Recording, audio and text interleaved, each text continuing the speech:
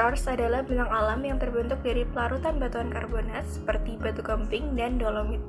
Proses ini menghasilkan ciri-ciri khas seperti gua, ponor, dolina, mata air karst, serta sistem sungai bawah tanah.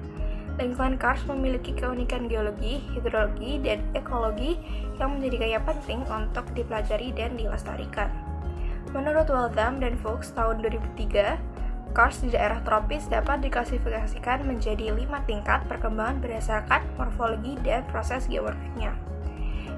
Yang pertama ada juvenile karst, yang kedua ada youthful karst, yang ketiga ada mature karst, yang keempat ada complex karst, dan yang terakhir ada extreme karst.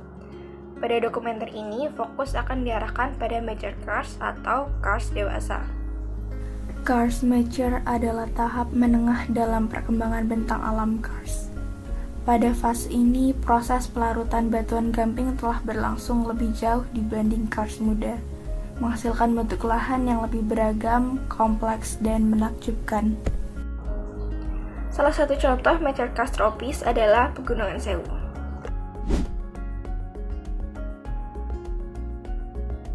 Bayangkan sebuah lautan, tapi bukan berisi air. Ini lautan batu.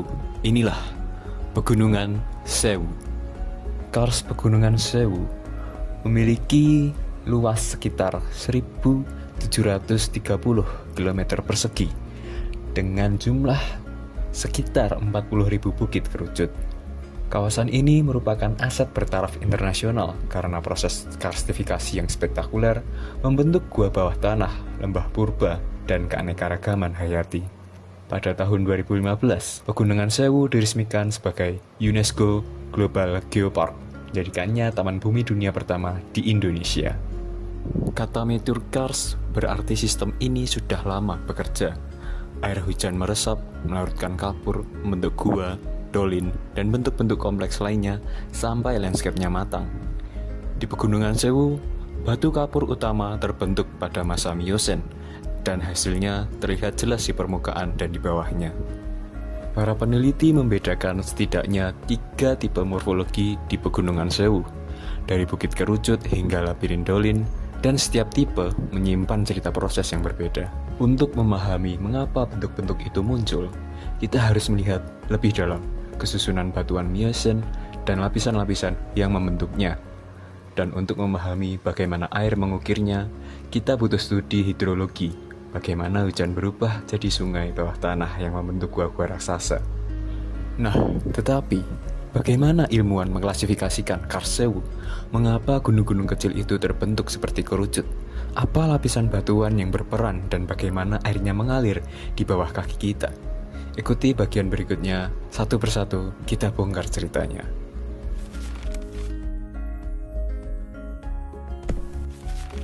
Dalam klasifikasi karst mature, bentuk permukaan menjadi ciri utama. Kita dapat menemukan bukit-bukit karst berbentuk kerucut, tersusun rapat menyerupai gugusan tumpeng raksasa. Di sela-selanya terbentuk dolina atau cekungan pelarutan yang sering kali bergabung membentuk uvala yang lebih luas. Selain di permukaan, klasifikasi karst mature juga memperhatikan sistem bawah tanah. Pada tahap ini, jaringan gua besar dan sungai bawah tanah terbentuk. Air hujan yang meresap melalui celah batu kapur menciptakan saluran alami, sebuah sistem drainase tersembunyi yang menopang kehidupan karst. Dari segi hidrologi, karst mature dicirikan oleh adanya mata air besar, sungai hilang dan sungai muncul kembali. Fenomena ini menandakan bahwa sistem permukaan sudah tidak dominan, digantikan oleh jaringan aliran bawah tanah yang kompleks dan efisien. Dalam skala waktu geologi, karst mature menempati posisi antara karst muda yang masih sederhana dan karst tua yang reliefnya semakin landai. Tahap ini menandai puncak dinamika pelarutan, ketika interaksi antara air, batuan, dan waktu mencapai harmoni yang sempurna. Melalui klasifikasi ini, kita memahami bahwa karst mature bukan hanya pemandangan indah, tetapi juga laboratorium alam. Ia merekam jejak panjang interaksi antara air, batuan, dan waktu. sebuah warisan geologi yang patut kita jaga dan pelajari.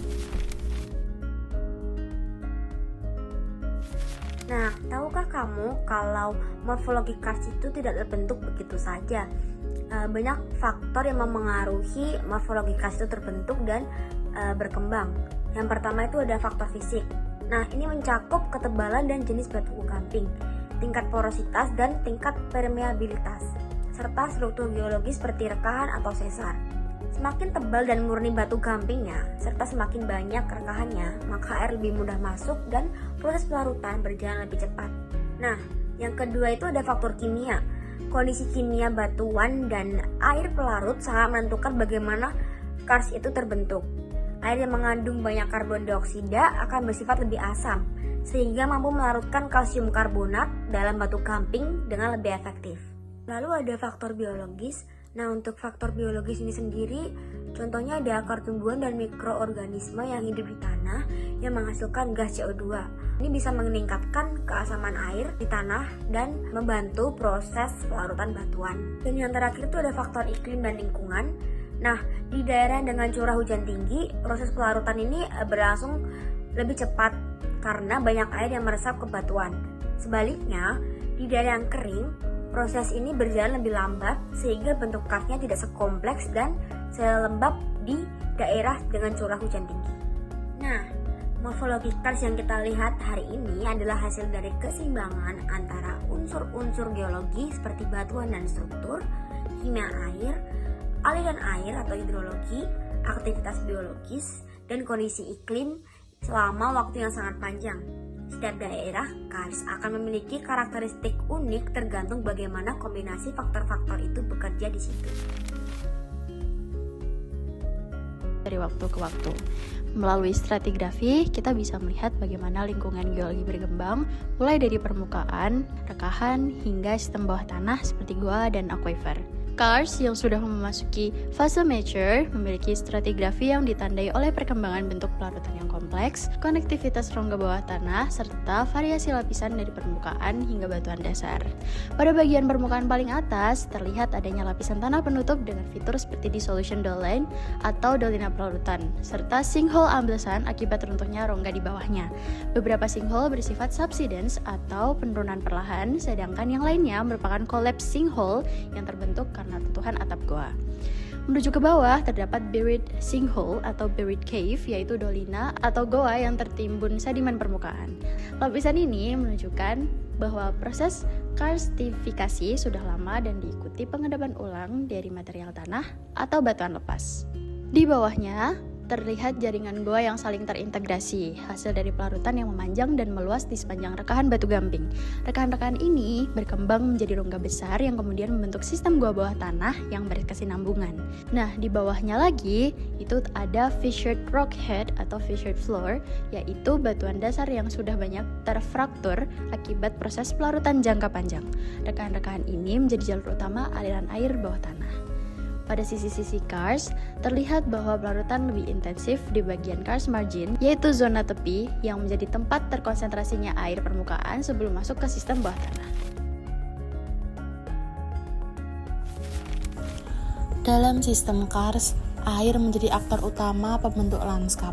Bedanya dengan daerah lain, air permukaan di kawasan kars sangatlah langka. Air hujan yang turun tidak banyak tertahan di permukaan, melainkan langsung meresap ke bawah tanah melalui celah, rekahan, dan pori-pori batu gamping. Karena itulah, banyak lembah dan sungai yang tampak kering di permukaan. Fenomena ini menyebabkan masyarakat di daerah kars seperti di Gunung Sewu sering mengalami krisis air saat musim kemarau. Kolam buatan atau embung pun kadang tak bertahan lama, karena airnya bisa hilang melalui rekahan tanah yang bersifat permeabel. Di bawah permukaan air yang meresap tadi, membentuk sistem aliran bawah tanah yang rumit. Dalam ilmu hidrogeologi, kars dikenal memiliki permeabilitas sekunder. Artinya, aliran air tidak melalui pori-pori batuan seperti pasir, tapi melalui rekahan dan saluran yang terbentuk akibat pelarutan batu gamping. Air yang bergerak di bawah tanah ini bisa membentuk sungai bawah tanah seperti yang kita lihat di Gua Pindul, Pripin, atau Kali Suci. Menariknya, aliran ini tidak selalu mudah diprediksi. Satu rekahan bisa menghubungkan dua wilayah yang jauh, bahkan menembus perbukitan. Sistem aquifer di Kars terbentuk dalam dua tipe utama, coarse texture system dan fine texture system. Pada sistem coarse, air mengalir seperti sungai di dalam gua, cepat tapi terbatas. Sedangkan pada sistem fine, air bergerak lebih lambat melalui celah-celah halus bebatuan. Semakin dalam lapisan batuannya, permeabilitasnya cenderung berkurang. Bahkan di bagian bawah, air asin bisa bercampur dengan air tanah, apalagi di daerah yang dekat dengan pantai. Karena itu, kualitas air di aquifer Kars bisa sangat bervariasi. Kondisi hidrologi Kars yang unik ini membawa tantangan besar dalam pengelolaan sumber daya air. Pembangunan sumur bor, irigasi, hingga sistem sanitasi harus memperhitungkan arah aliran air bawah tanah yang sulit dipetakan. Kalau salah desain, air limbah bisa langsung mencemari sungai bawah tanah. Di sisi lain, pemahaman terhadap hidrogeologi Kars membuka peluang besar untuk konservasi air, seperti dengan pemetaan aquifer, pembuatan embung yang dilapisi dengan kedap, dan pemanfaatan sungai bawah tanah sebagai sumber air baku.